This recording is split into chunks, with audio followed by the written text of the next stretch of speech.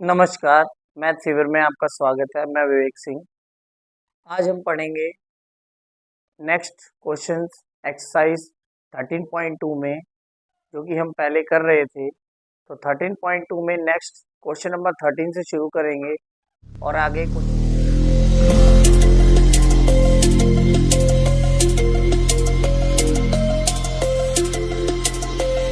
Number 17 तक चलेंगे। तो आइए क्वेश्चन आज स्टार्ट करते हैं। तो हमारा क्वेश्चन क्या है? Two balls are drawn at random with replacement from a box containing 10 black and red balls. एक हमें दो बॉल्स एक बॉक्स से निकालनी है और टोटल बॉल्स ये माने कि उसमें 10 बॉल्स ब्लैक हैं और 8 बॉल्स रेड है। दो बॉल निकालनी है बॉक्स में से, मगर एक नया वर्ड इंक्लूड हुआ है, अभी तक नहीं आया था। क्या? Replacement word. अभी तक मैंने विदाउट रिप्लेसमेंट के क्वेश्चन कराए थे, अब वर्ड आ गया रिप्लेसमेंट। तो रिप्लेसमेंट का मीन क्या होता है? मतलब ये है, जब बॉक्स से मैं बॉल निकालूंगा तो बॉल निकालने के बाद उसको दोबारा उस बॉक्स में रख देना है, तो उसे ही हम क्या बोलेंगे? रिप्लेसमेंट बोलते हैं। ठीक है, रिप्लेसमेंट करके हमने उसकी प्रोबेबिलिटी फाइंड आउट करनी है। तो आइए हम शुरू करते हैं। Find the probability that both are balls are red. मतलब ये कह रहा है कि उनकी प्रोबेबिलिटी निकालें जब दोनों ही बॉल जो हम उस बॉक्स से निकालेंगे दोनों ही रेड निकले। दूसरी में बोल रहा है first ball is black and second is red. उसमें फर्स्ट बॉल क्या होनी चाहिए? ब्लैक होनी चाहिए, सेकंड रेड होनी चाहिए। ये प्रोबेबिलिटी फाइंड आउट करनी है। नेक्स्ट ये करना है one of them is black and other is red. मतलब उनमें से पहले नंबर पे रेड हो सकता है, दूसरे नंबर पे ब्लैक हो सकता है, पहले नंबर पे ब्लैक हो सकता है, दूसरे नंबर पे रेड हो सकता है। तो इसकी प्रोबेबिलिटी फाइंड आउट करनी है। आइए हम क्वेश्चन को शुरू करते हैं। ऐसे क्वेश्चन पेपर में आ सकते हैं 4 मार्क्स में, तो वेरी वेरी इंपॉर्टेंट क्वेश्चन है, इसलिए मैंने इस पे स्टार भी लगाया है। तो आइए स्टार्ट करें फिर। तो हमारे पास सबसे पहले हम लिखेंगे the total number of balls. The total number of balls in a box. एक बॉक्स के अंदर कितनी नंबर ऑफ बॉल्स है? तो देखो बेटा, 10 ब्लैक हैं, 8 रेड है, total number of balls is equal to 18। Same the number of balls, the number of black balls, black balls, black balls कितनी है उसमें से? 10 ब्लैक बॉल्स हैं। एंड रेड बॉल्स कितनी है उसमें? रेड बॉल्स है हमारी कितनी? 8 बॉल्स। अब वो बोल रहा है प्रोबेबिलिटी फाइंड आउट करनी है, तो मैं मान रहा हूँ the probability probability probability of red ball are drawn. उसमें से रेड बॉल ड्रॉन करी गई। तो टोटल बॉल्स हमारे पास 18 है, रेड बॉल 8 है। इसको कटिंग करेंगे तो आपका कितना आ जाएगा? 4/9 आ जाएगा। सेम इसी वे में then red ball replace on the box. हम उस बॉल को रिप्लेस कर देंगे बॉक्स में। Then find then second ball red are drawn. Second ball red हम क्या करेंगे? ड्रॉ करेंगे। तो उसमें से आपके सेकेंड बॉल ड्रॉ करने पर आपकी बॉल कितनी आ जाएगी? देखो बेटा, हमने बॉल विदाउट रिप्लेसमेंट में क्या होता था? बॉल निकाल के रख देते थे, मगर विद रिप्लेसमेंट में जो सेकंड बॉल रेड निकालेंगे वो भी 8 ही बॉल बचेंगी और टोटल नंबर ऑफ बॉल्स भी उतनी ही रहेंगी। तो कितनी हो जाएंगी? इसको कटिंग करेंगे आप, तो ये आपका आ जाएगा 4/9। तो हम यहाँ पर लिखेंगे the probability of both balls are, the probability both balls are red. दोनों की दोनों बॉल क्या होंगी? रेड होंगी। तो प्रोबेबिलिटी क्या हो जाएगी? 4/9 इंटू 4/9 इज इक्वल टू 16/81। ये आपकी आ गई, फर्स्ट वाले का आंसर आ गया। तो probability of both balls are red. यहाँ तक आपको क्लियर हो गया होगा। नेक्स्ट पे पहुंचते हैं। तो नेक्स्ट पे उसने बोला है फर्स्ट बॉल क्या होनी चाहिए? फर्स्ट बॉल हमारी ब्लैक होनी चाहिए। The probability of first ball, the first ball is black are drawn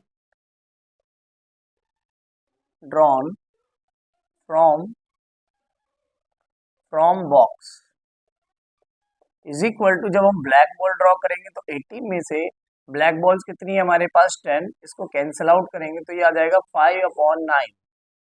the second, then replace it, the second ball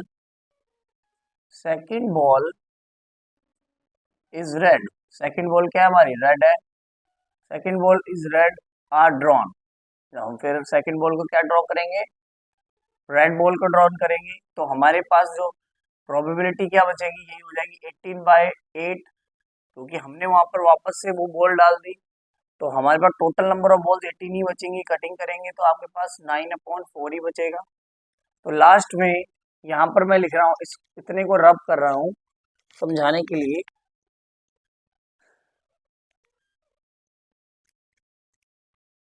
तो यहाँ पर हमारी जब probability,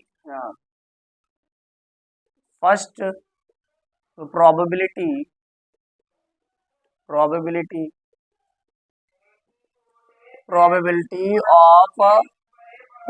of first ball is black and second is red, तो इसकी probability क्या हो जाएगी, देखो फर्स्ट बॉल हमारी 5/9 है और दूसरी क्या है 4/9 है, इसको इंटू कर देंगे 20/81 आ जाएगा। ठीक है, थर्ड पॉइंट है हमारा, थर्ड पॉइंट है one of them is black and other is red, तो हमारी इसमें प्रोबेबिलिटी क्या होगी, the first ball is black and second ball, जो सेकेंड बॉल होगी वो क्या होगी हमारी, रेड होगी। Second ball, first ball is black and second ball is red. Plus add क्यों होगा, क्योंकि वो देम वर्ड यूज कर रहा है। देखो वन ऑफ देम, उनमें से पहले नंबर पे ब्लैक हो सकती है या पहले नंबर पे रेड भी हो सकती है, दूसरे नंबर पर रेड हो सकती है या दूसरे नंबर पर ब्लैक भी हो सकती है। इसलिए फर्स्ट बॉल हमने पहले ब्लैक ली थी, अब मैं क्या लूंगा, यहाँ लिख रहा हूँ plus first ball is red and second ball is black।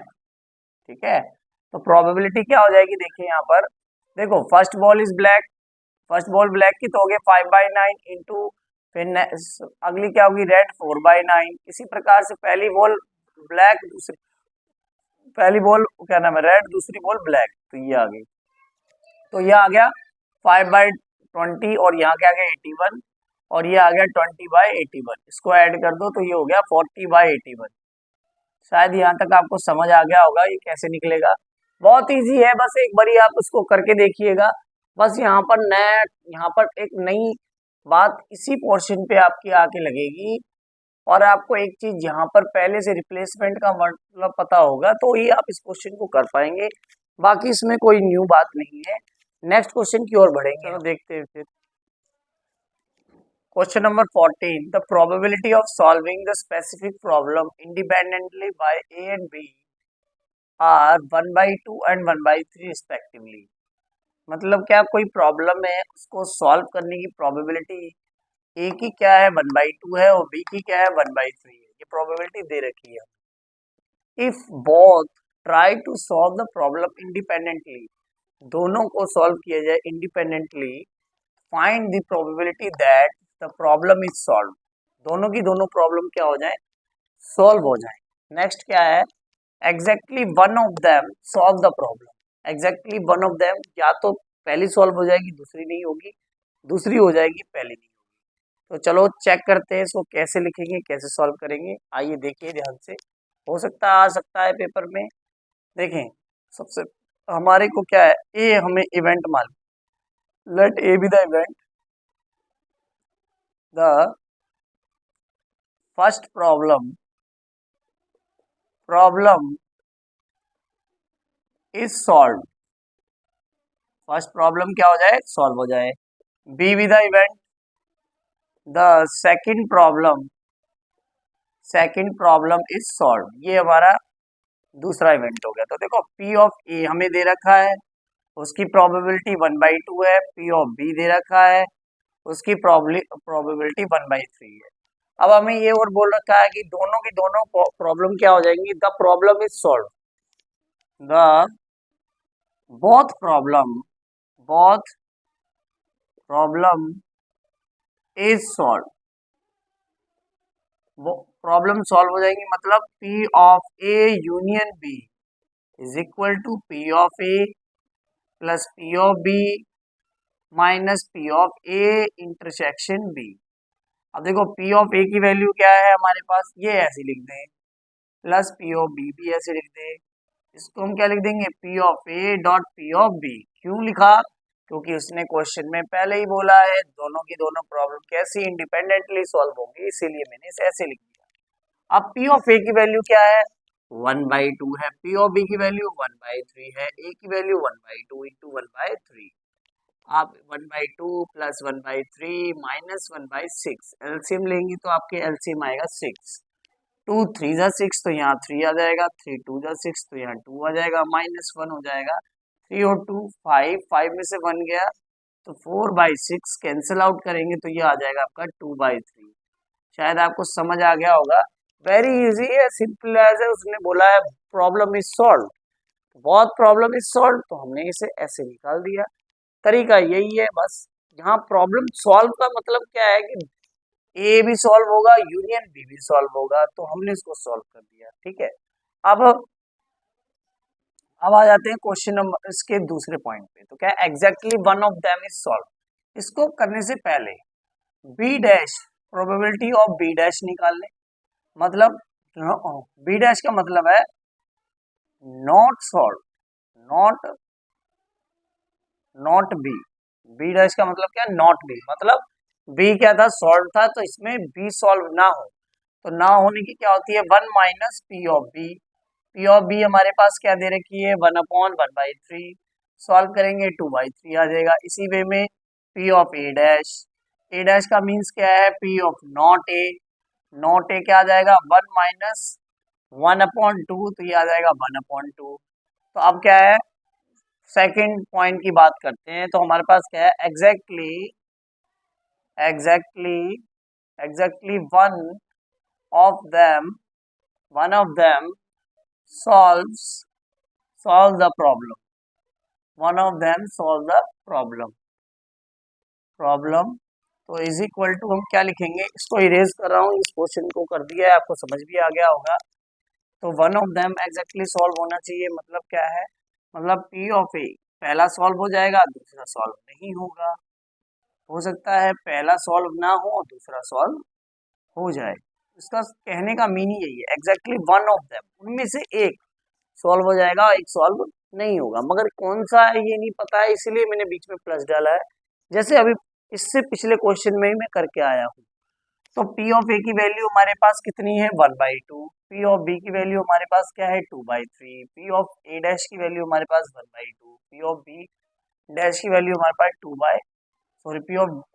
P of B की वैल्यू हमारे पास क्या है, B की वैल्यू हमारे पास 1/3 है, तो ये आपका हो जाएगा 2 से 2 कैंसिल आउट, 1/3 आ जाएगा, और इसको करेंगे तो ये आ जाएगा 1/6, तो आप एलसीएम ले लेंगे 6 आ जाएगा, 3 2 जा 6 प्लस 6 1 जा 6, तो ये आपका आ गया 3/6, कटिंग करेंगे तो ये आ जाएगा 1/2।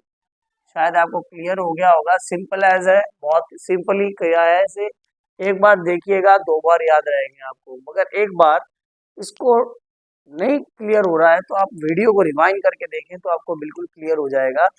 और मैं कहूँगा, आपको दोबारा कह रहा हूँ, आपको मेरा चैनल पसंद आता है तो मेरे चैनल को सब्सक्राइब कीजिए, लाइक कीजिए, शेयर कीजिए। कोई पॉइंट आपको नहीं समझ आ रहा है तो आप इसको रिवाइंड करके वीडियो को देखेंगे तो आपको बिल्कुल क्लियर हो जाएगा कि मैं क्या कह रहा हूँ, कैसे समझाया है मैंने।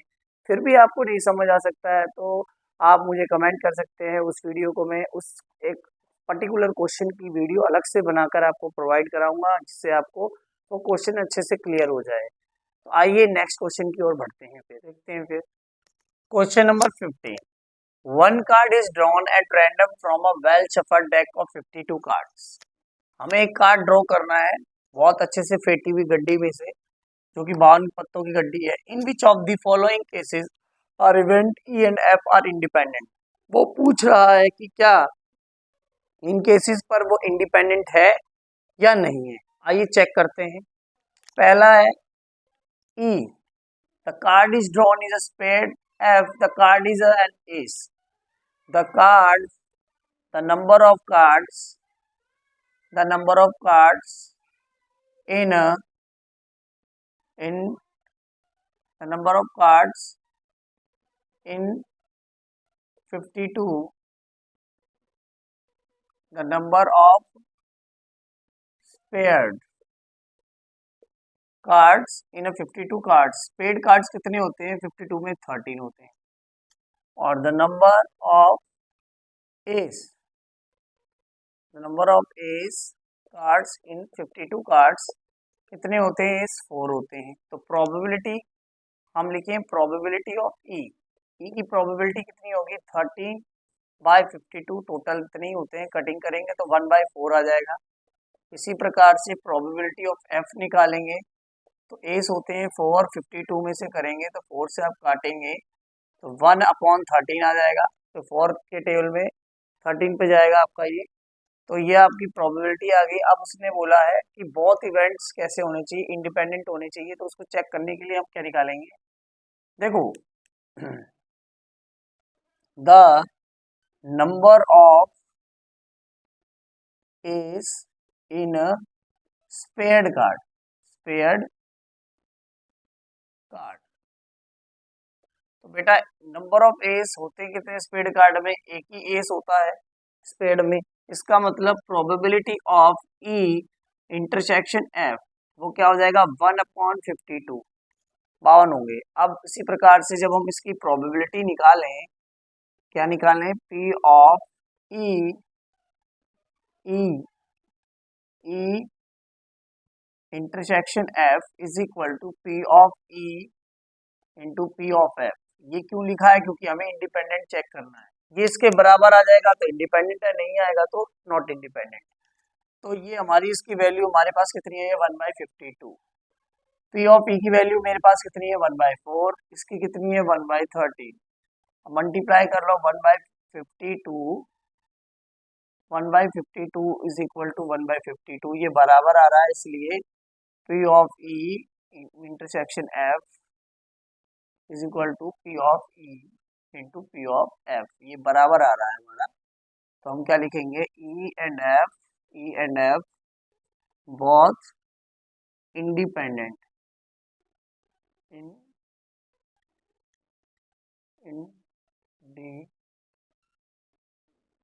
इंडिपेंडेंट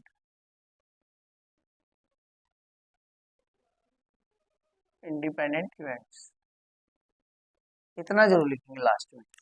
अब नेक्स्ट में आप देखें, ये तो मैंने बता दिया। अब नेक्स्ट क्वेश्चन की ओर बढ़ते हैं। फिर तो मैं इतना इरेज करता हूँ, आपको समझ भी आ गया होगा। एक बार फिर भी देख लेते हैं। The number of spade cards in 52 cards is equal to 13। The number of ace card is equal to 4। Ace कितने होते हैं 52 कार्ड्स में? 4 ही होते हैं। तो प्रोबेबिलिटी क्या हो जाएगी? 13/52 1/4, 4/52 1/3, जो कि हमारे पास गिवन है इवेंट, इसीलिए हमने ये डायरेक्टली यूज किए हैं। The number of ace in a spade card is equal to 1। Spade card में एस कितने होता है? एक ही होता है। तो 1/52 हो जाएगा बस। फिर इंडिपेंडेंट है तो फॉर्मूला लगाया, देखा ये बराबर आ गया, इसलिए ये बहुत आर इंडिपेंडेंट इवेंट। यहाँ तक क्लियर हो गया होगा तो इतना इरेज कर रहा हूँ मैं दोबारा से।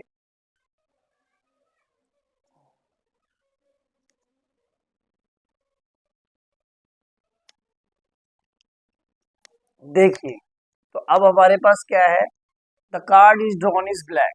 तो number of cards, number of black cards, number of black cards in 52 cards 52 cards में से ब्लैक कितने होते हैं? ब्लैक हमें पता है 26 होते हैं।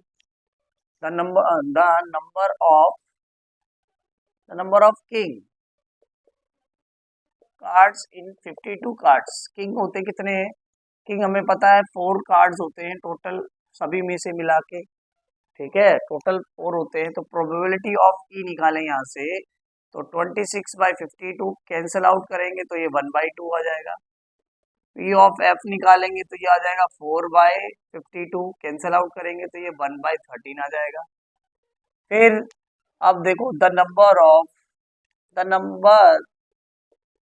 Of king in black cards black cards में कितने किंग होते हैं? तो आपको पता है 2 किंग होते हैं टोटल में। कितने किंग होते हैं? 2 किंग होते हैं। तो probability of E intersection F is equal to 2/52, इसको कैंसिल आउट करेंगे 1/13 आ जाएगा, ठीक है, 1/13 नहीं 1/26 आएगा, 26 आ गया। तो यहाँ पर अब वैल्यू फॉर्म करेंगे तो 1/26 is equal to P of E की वैल्यू हमारे पास 1/2 है और इसकी वैल्यू 1/13 है, मल्टीप्लाई करें तो 1/26 इज इक्वल टू 1/26 आ रहा है। इसका मतलब क्या है? E and F both are independent events हो गए। सेम उसी वे में इसको भी किया है। किंग कितने होते हैं ब्लैक कार्ड्स में? 2 ही होते हैं, इसलिए 2/52 1/26 आ गया। बस उसकी वैल्यू सब्स्टिट्यूट करिए, ये इक्वल आ गए, इसलिए बहुत आर इंडिपेंडेंट इवेंट्स। यहाँ तक क्लियर होगा आपको। नेक्स्ट पॉइंट पे आपका बोल रहा है, थर्ड पॉइंट पे, E the card is drawn is a king और क्वीन। कार्ड ड्रॉ करेंगे, वो एक किंग होगा और एक क्वीन होगी, और दूसरे में द क्वीन होगा और जैक, मतलब जोकर जो होता है वो होगा। तो आओ चेक करते हैं। तो इसको क्लियर कर दे रहा हूं मैं, यहाँ तक आपको समझ आ गया है।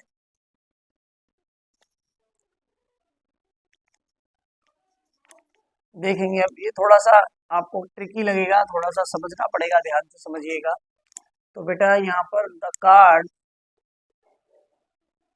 The number of cards is king और क्वीन। नंबर ऑफ कार्ड्स होंगे जब किंग और क्वीन मिलाएंगे तो बेटा 4 किंग होते हैं, 4 क्वीन होती है, टोटल नंबर कितने हो गए? 8। The number of cards is queen और जोकर, क्वीन और जैक। इसी वे में 4 किंग होते हैं, 4 किंग क्वीन होती हैं, 4 जोकर होते हैं, कितने हो जाएंगे? 8। ये हो गए 8। अब प्रोबेबिलिटी ऑफ ई निकालेंगे तो आपका 8 बाय कितना आ जाएगा? 52। काटेंगे इसको तो 4 2 8 पे कटेगा, 4 के टेबल पे 13 पे आएगा। इसी प्रकार से एफ में काटेंगे तो भी 8/52 आएगा, इसको कटिंग करेंगे तो ये आपका आ जाएगा 2/13। कितना आ जाएगा? 2/13। यहाँ तक क्लियर हो गया होगा। नेक्स्ट पॉइंट पे वो बोल रहा है, अब हमें इंटरसेक्शन निकालना है। देखो, P the number of cards king और क्वीन एंड क्वीन और जैक। तो बेटा इन दोनों में आप कॉमन देखें तो 52 पत्तों में किंग और क्वीन में, और क्वीन और जैक में कौन दो सेम है? क्वीन सेम है, और दोनों में क्वीन कितनी होती है? 4। तो 52 में यहाँ क्या आ जाएगा? ऊपर 4। एक बार फिर सुनो, किंग और क्वीन और जैक में कौन दोनों में सेम है? क्वीन ही तो सेम है। और टोटल क्वीन 52 कार्ड्स में कितनी होती है? How many? 4 ही होती है। तो 4 तो यहाँ पर हम लिखेंगे probability of E intersection F is equal to 52 upon 4/52। इसको कैंसिल आउट करेंगे आप तो 1 बाय कितना आ जाएगा आपका? 13 आ जाएगा, कटिंग करेंगे तो। फिर आप यहाँ देख सकते हैं, जब हम P of E intersection F निकालेंगे तो वो क्या होता है? P of E dot P of F, ये होता है। तो चेक करते हैं क्या इक्वल आ रहा है। तो ये हमारा 1/13 है, ये हमारा कितना है? 2/13 है, ये हमारा 2/13 है। तो आप इसको मल्टीप्लाई करेंगे तो आप देख सकते हैं ये 4/169 आ रहा है। ठीक है, ये this is not equal to, ये इक्वल नहीं है। E and F are not independent events, not independent events. ठीक है, इंडिपेंडेंट इवेंट्स नहीं है। शायद आपको समझ आ गया होगा। इसमें थोड़ा सा आपको लास्ट पोर्शन पे ध्यान देना है, बाकी ये दोनों पोर्शन तो आपके बहुत इजी थे। थर्ड पोर्शन पे ध्यान देंगे तो आपका 6 नंबर का क्वेश्चन बिल्कुल तैयार है पेपर में करने के लिए। एक बार वीडियो को रिवाइंड कीजिएगा, आपको बिल्कुल क्लियर हो जाएगा। अगले क्वेश्चन की ओर बढ़ेंगे अब हम। चलो देखते हैं फिर। Question number 16, in a hostel 60% of student read Hindi newspaper and 40% read English newspaper and 20% read both Hindi and और English newspaper। मतलब कहने का क्या मीन है कि एक हॉस्टल के अंदर 60% बच्चे जो हैं वो हिंदी का न्यूज़पेपर पढ़ते हैं, बल्कि 40% इंग्लिश का न्यूज़पेपर पढ़ते हैं। मगर उसमें से कुछ 20% बच्चे ऐसे हैं जो हिंदी और इंग्लिश दोनों ही न्यूज़पेपर पढ़ लेते हैं। और हमें student is selected at random, एक स्टूडेंट हम सिलेक्ट करते हैं। अब सिलेक्ट करने पर क्या निकालना है हमने, find the probability that she reads neither Hindi nor English newspaper. वो ना ही हिंदी का न्यूज़पेपर पढ़ना जानती हो, ना ही इंग्लिश का न्यूज़पेपर पढ़ना जानती हो। तो कैसे हम निकालेंगे, आओ देखते हैं। पहले तो आप ध्यान से समझेंगे क्वेश्चन में हमें पहले दिया क्या है। देखो, तो हमने मान लिया let A B the event, A हमने इवेंट माना। The number of student read Hindi newspaper, Hindi Hindi के लिए मैं एच ही ले रहा हूँ, हिंदी के लिए एच ले लिया सॉरी। ठीक है, हिंदी न्यूज़पेपर। ठीक है, और इंग्लिश के लिए ई ले रहा हूँ। The number of student read English newspapers. ठीक है, तो यहाँ पर पी ऑफ एच क्या आ जाएगा, जो हिंदी न्यूज़पेपर वाले हैं, हिंदी वाले कितने हैं 40%, 60% है, तो 60/100 आ गया। 0 से 0 कट गया, आप इसको काटेंगे तो 3/5 आ जाएगा। इंग्लिश वाले क्या हो जाएंगे, इंग्लिश वाले हो जाएंगे 3 कितने हैं 40% है, 40/100, 0 से 0 कैंसिल आउट हो गया, इसको कटिंग करेंगे तो ये आ जाएगा आपका 2/5। ये आ गया इंग्लिश वाले। अब देखें, जो हिंदी और इंग्लिश दोनों ही पढ़ते हैं, बोथ इंटरसेक्शन, हिंदी इंग्लिश दोनों ही पढ़ते हैं, वो कितने हैं 20%, तो 20/100 कर देंगे, ये आ जाएगा 1/5। ये आ गया 1/5।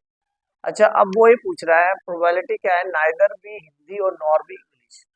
कहने का मीन क्या है, पी ऑफ नाइदर हिंदी मतलब H dash intersection nor English, तो ये ई डैश। तो इसका मीन क्या होता है, मैंने पहले ही बताया, डी मॉर्गन लॉ के अनुसार एच यूनियन ई डैश ये आता है, ये इसके ऊपर डैश आ जाएगा। ये किसका लॉ है, डी मॉर्गन का। किसका, डी मॉर्गन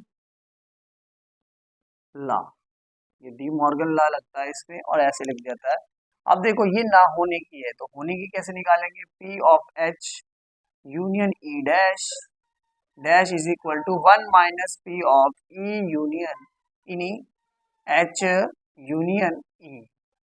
अब ये हम कैसे निकालेंगे, इसकी वैल्यू हम जानते हैं, हमेशा से निकालते आ रहे हैं, P of H plus P of E minus P of H intersection ई। ठीक है, 1 माइनस, अब इसकी वैल्यू हमारे पास कितनी है, इसकी वैल्यू हम जानते हैं 3/5 है, इसकी वैल्यू हमारे पास 2/5 है, इसकी वैल्यू हमारे पास 1/5 है। तो सभी का डिनोमिनेटर सेम है, न्यूमिनेटर ऑटोमेटिकली 3 और 2 5, 5 में से 1 गया 4/5 आ जाएगा। 4/5 एलसीएम लेंगे तो ये 5 माइनस 4 इज इक्वल टू 1/5, ये आपका आंसर आ जाएगा। जो कि क्या है, जो कि क्या होंगे, ना ही वो इंग्लिश पढ़ना जानते होंगे, ना ही वो हिंदी पढ़ना जानती होगी। वो लड़की जो होगी 1/5 ही ऐसी प्रोबेबिलिटी होगी।